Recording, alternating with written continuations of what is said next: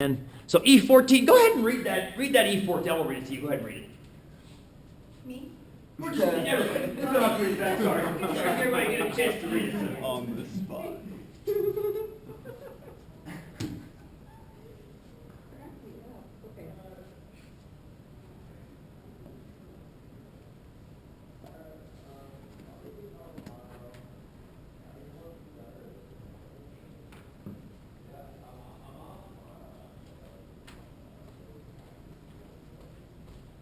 Now, again, knowing that this is binomial is important, right? Knowing that it's binomial. So how do you know it's binomial? Girl or boy? Excellent. Two outcomes, girl or boy. Love it. Love it. Binomial. What makes this an interesting question is I'm saying, how many would we have to buy to average at least 4 girls? There is going to be a fixed number purchased, but I'm asking you to find that fixed number. That's what makes this a challenge. So how many are you going to have to buy to average at least 4 girls? And then if you buy that many birds, what's the chance you get at least 4? So we'll get to that too. We'll get to that as well. Because once you know how many birds you have to buy, finding the average is pretty straightforward, which we'll see here momentarily. Okay, let's take a step back though. It says, remember that with 4 birds purchased, we averaged 3.6 girls. Now, we figured that out running one of our stats, correct? Maybe we did. Actually, it's been a while. I don't remember exactly. We did! That was the one and only time I made you handwrite all those distributions. As a matter of fact, Tabitha, thank you for bringing that up. Because we also developed a pattern. We also developed a pattern that day. We filled these boards with those distributions. It was awesome. I remember this. I forget where we started, but we ended up wrapping around the class. We built flux. There was a number of birds purchased. Yeah. Okay? And we started with 1, and then did 2, and then 3, and eventually got up to 4 throughout the course of that day. And the point of doing it this way is number 1, to make sure you can identify a binomial. And at the end of boy or girl, boom, fine, already associating it back to chicken. Everything binomial is a chicken. Honestly. It's chicken or it's a rooster. Everything is binomial, right? It's either defective or it's not. You either break your leg on backstory or you don't. I mean, everything that's binomial is a chicken. Flip a coin, heads or tails. That's everything binomial is a coin or a chicken. So, and as we were doing, we're not going to rebuild these distributions every single time, but I am going to make a column over here called average number of girls per number, yeah. So average number of girls per this number. I don't exactly know how to write that better. So I'm picking up what you're throwing down. yeah, okay, I'm not doing a very good job of saying it, so I'm glad you're picking it up. Maybe you can throw it back everybody else to understand too. Gosh. So there's an average number of girls per this number that I've purchased. Now, let me get started. We know that for 4 girls, or 4 birds, excuse me, there were 3.6 girls per 4 birds. Okay? Tabitha, go ahead. Well, they're all multiples of 0.9. Yes, that was exactly correct. So for 1 bird, we averaged 0.9 girls. Now this sounds a little weird until you realize it's an average. 90% of the birds are going to be girls. That's what the 90% means. So if you buy 1 bird, on average, 90% of that 1 bird is going to be female, and the other 10% is male, on average. That means if you buy 10, you got 9 girls and a boy. If you buy 20, you got 18 girls and 2 boys, and so forth and so on. Okay? 2, 1.8. you're going to have 1.8, aren't you? Because out of 10 birds, 9 are girls, 1's a boy. Divide all of that by 5 to get down to 2, and you get 1.8 and 0.2. When you buy 3, 2.7. Remember these numbers? I know we played with these numbers in class. It was weeks ago, though, so this might be kind of like shaking the tree for those old awesome animals that are still back up in it. Tabitha? So if you were to get on average 4, wouldn't you just go 1 up to 5 and it would be 4.5? You'd have to, wouldn't you? So essentially, if you went and bought 1 more bird, 5, on average, you'd average 4.5 girls, which means you've got enough to get the average of 4 girls. That's it. I was looking for you in this problem to continue the pattern, essentially. So buy a flock of 5 girls. Fair enough? That's it. Yay. Yeah. Now, the second question is, what's the chance you get at least 4 girls? So in other words, if we buy a flock of 5 birds, what does at least 4 mean? either four of them are girls and there's one boy, or all five are girls. So what are we going to have to do now to answer that question? Disfill? Absolutely disfill. This is binomial. We need the distribution to answer that question, don't we? We need the distribution to answer that question. At least 4 girls. Let's go up here because we're going to need TI. At least 4 girls, yes. Dr. Cam. Definitely disfill. Oh, there we go. Definitely disfill. 0 up to 5, yes. Binomial. Once again, it's 0.9 for 90% chance of a girl. There we go. She's all done. Go look. Go zoom tight. All right. So these two taken together, that's the chance of getting at least 4. Either get 4 or get 5. I can stop doing that now. It's kind of annoying. So you've got about a 33% chance of getting 4 and about a 59% chance of getting 5. Like 92% chance in there-ish, somewhere in there. Add those guys together. About a 92% chance you're going to get at least 4 girls. How do you feel about that? Feel pretty good? She'll feel pretty good. 92% chance is pretty high. Pretty high. 7% chance of getting 3 girls and 2 boys. So that's about 8%. That's like 1 in 12. Now remember what 1 in 12 means. It means if you buy 5 birds 12 times, 5 birds 12 times, one of those 12 you should see 3 girls, 2 boys. So that's not going to happen very often. Roughly the other 11 of those 12 times, you're either going to get 4 girls and a boy or all girls. Okay? Are you likely to get a boy? Is it likely to get a boy in the mix somewhere? At some point. Yeah. How likely would it be to get a boy in the mix somewhere? At least 30 or 40%. I like that. Quantify that even more. I love that. You're right, Tabitha. Tabitha's saying at least 33% because she's looking at where the cursor is right now. It's on 32.8%. But shouldn't we add the 7.29 to it? That's why I said 39. Oh, I didn't hear that. I heard 32. I'm sorry. Yes. So basically, well, friends, let's answer this even easier. What's the chance for all girls? All girls. Mm-hmm. Roughly 59%. You got 59% at the bottom. So what's the chance you got at least a boy in there? Everything else, right? Everything else. So roughly 41%. So that's a pretty good chance of getting a boy, isn't it? That's a pretty good chance of getting a boy. 40 to 60%. You're getting close to 50-50 at that point, aren't you? Yeah. But the question was, what's the chance you get 4 or more girls? And that's a really good chance, 92% by this distribution. Is that believable? You guys see when we're getting around with that? Yeah, ish. There's about a 99% chance that we get at least 3 girls, isn't it? If you add that 7.3% into it as well, there's almost 99%. You gotta feel really good about getting no more than 2 roosters. So, why is this important? Because sometimes people care about that. I mean, I was curious up until my girls developed and started laying eggs. What if I had a boy in there? It was Bertha. Was it Bertha or March? One of them was like, it sounded like she was in a rooster. I'm like, oh boy, super. But you guys started laying eggs. I'm like, okay, we're good. Started laying eggs. So that's the thing, though. I mean, maybe he's borrowing them from the neighbor. With that? Maybe he's borrowing them from the neighbor. Taking the neighbor's eggs and putting them in the box. That's awesome. I thought this was blue yesterday. That's red. So, that's good. That's good. Good? What else are we doing? That was good. That was a good one. That was a good one.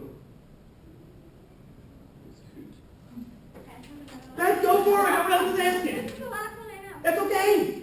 Page 132, number 26. I love this. This is great. All book questions because this contrasts with the other class. This is great. You guys have it's perfect. You haven't picked any that the other class did. This is a nice review.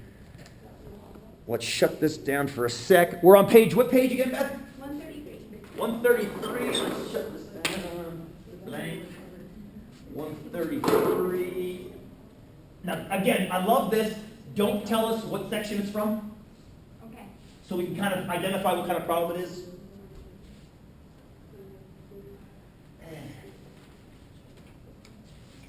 $133. Problem number, I'm sorry? 26. 26. Let's hear all about it. Okay. A radar unit is used to measure the speed of automobiles on an expressway. individual automobiles are normally distributed with a mean of 62 miles per hour. So then there's an A, B, and C. I'll just do A first. Find the standard deviation of all the speeds. 3% of the automobiles travel faster than 72 miles per hour. Oh.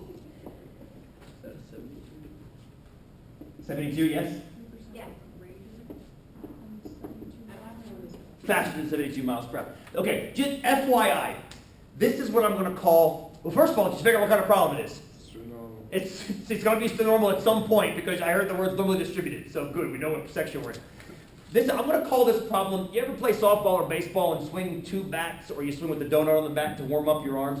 This is this kind of problem for your exam on Wednesday. Because this is more of an algebraic type problem, and it's way more intense than I would give you on an in-class exam.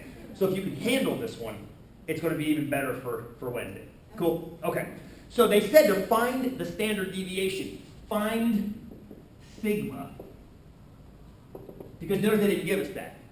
In any normal distribution problem I give you on the exam, I'll give you both mu and sigma.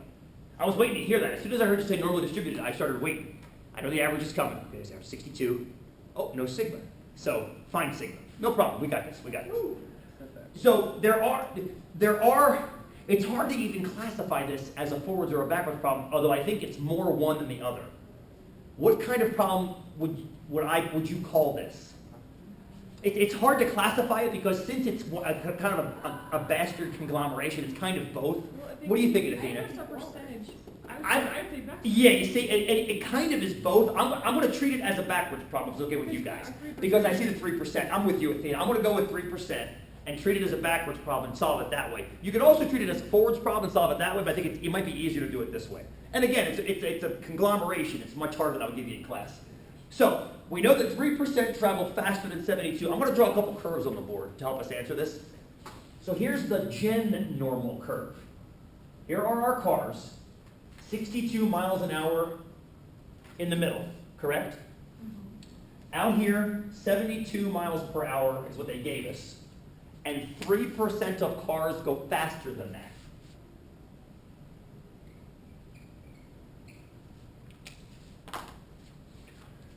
We can get a rough ballpark of the standard deviation from this, can't we? We can get a rough idea of what the standard deviation is from that number 3%. Because that number 3% is pretty close to 2.5%. And why do I care about 2.5%? Because that's roughly 2 standard deviations. If I trap 3%, pretend that I'm doing some stat math here. If that's 3% out there, there's going to be a corresponding 3% out here at 52. Correct? Up 10, down 10, say it's symmetric. It's symmetric, right? Everybody follow that logic? Yeah. So roughly, if that's the case, if we slap a 52 here, I'm going to do it a different color, so we'll do it a different way as well. So here's 52. This would also be 3%. So that's 6% total, which is just about 5%. We're going some ishing here. So this, technically speaking, should be 2 standard deviations. Everybody buying that logic? Yeah. So what would sigma be in that case? Like 5. 5. Oh, yeah. Just 5, right? Right? 5? Because you'd have to go up 5, down 5. That's 1 standard deviation. Yeah. Up, exactly. And it's, FYI, one of the last questions on your take-home has you do just that. Where you look at a graph, eyeball where 95% in the middle is, and then divide that range by 4 to get the standard error. Just so you know, it's exactly what we just did right there. Perfect. Is that what you were doing? You're talking about that? Yeah. Excellent. Doing it correctly. So it's ballparked 5. Is ballpark good enough for you guys? Want to just use 5? Or do you want to, that's up to you. Because like I said, this question, we can solve this more exactly than 5, but do you want to just use that 5 to answer whatever questions are next? Totally. Let's call sigma is about 5. I like that. 5 miles per hour. I love it. If anybody's interested in how to actually crank it down to, it should be less than that. A little bit less, because we overestimated, but, or wait, more than that. Maybe less, because we have to push it this way. But if you want to see the more exact calculation, you can continue at your class now. I'm working for you. What's part B, Beth? Okay, using the standard deviation. Here we go. Question A, find the percentage of these cars that are traveling less than 55. Perfect. So now we have that standard deviation. we can use it with the average to figure some stuff out. Beautiful. So here's the same curve. Here's 62. And we got to go less than 55? Yeah. Okay, that's kind of a goofball number, isn't it? That's kind of a goofball number because 52 was the tail end of 2 standard deviations, and 40 or 57 would be the other. I say we do this one with the machine. Okay, so we've got to figure out these kids, don't we? That's what we have to figure out, right? Less than 55 miles an hour, yeah? Definitely forwards. Definitely forwards because you know the speed. You know the speed. You know the speed, and you're going to crank it back to an area. Very, very good. Oh, FYI also, the other classes, I think it was the last video from the other class today. I think I filmed 5 videos all together, strung them together today. I did a real nice synopsis of forwards versus backwards, what to what to what, and then the inverse, the reverse. So if you want a nice, like, kind of flow chart for forwards versus backwards problems, it's on one of their, I think it's video 5 of 5. I'll upload it by tomorrow for you guys. Okay, definitely a forwards problem. Forwards problems start here. And then we have to get them over to that's the normal curve. We have to get them over to that curve, and then we can use our TIs. So we've got to find the z-score that's over here, and that will be the exact same area once we do that conversion. So remind me again, friends, what is the conversion for changing that guy to a z-score? And it will be on the board for you. You guys are awesome. You got it. Z is x minus mu over little. That's why we need a little sigma. We need a little sigma. We know how far 55 is from 62. It's 7 less. We know that. What we don't know is how far out is that percentage-wise. If the standard deviation is extraordinarily wide, 7 down isn't that big of a deal. But if the standard deviation is like 1 mile an hour, that's 7 standard deviations down. So you need the standard deviation to measure how unusual that value actually is. Yes, yes, yes. So we got to go x is 55, minus 62 over that 5. What's that, negative 7/5? Which is negative 1.4. Okay, there. So we're down 1.4 standard deviations. That's what that means. And that's your standard deviation marker. Negative 1.4. Everybody following that conversion? Was that fair? It makes sense from our previous curve because we know 52 was the tail end of 2 standard deviations down. 57 would be the tail end of 1 standard deviation down. So you got to go a little bit further to get to 55, which would be somewhere between -1 and -2. Negative 1.4 makes sense, doesn't it?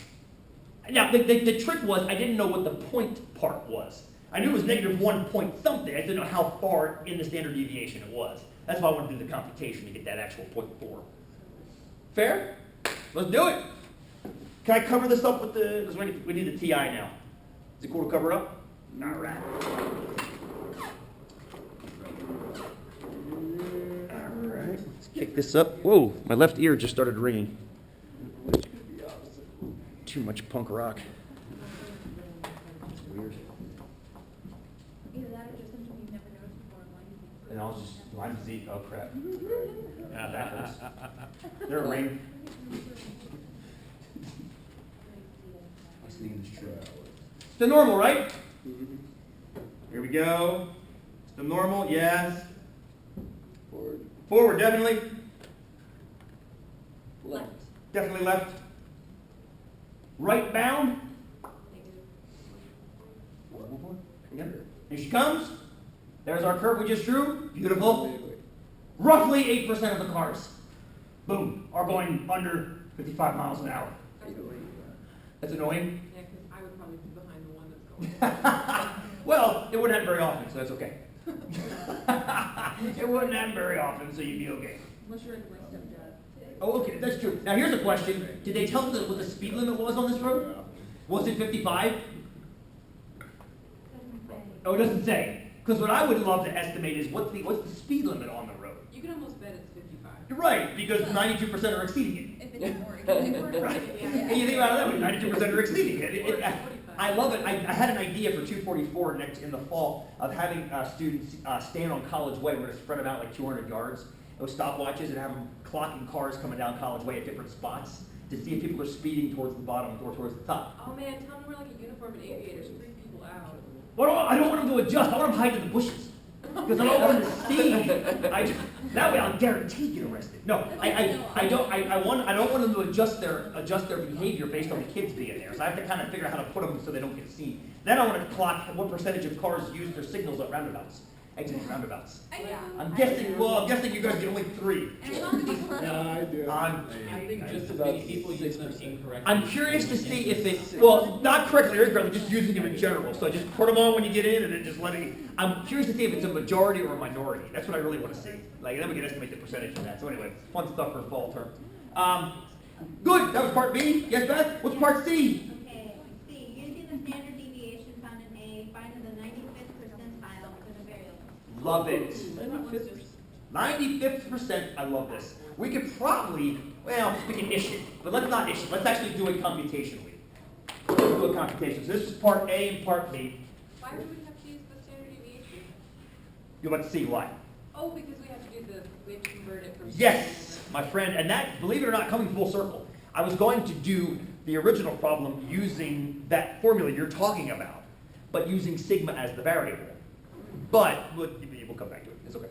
Okay. But we've have to come full circle to that formula. So, but before we go to a formula, let's draw it first. Yes, let's draw it. So here's your bell. Center's still 62. We know this.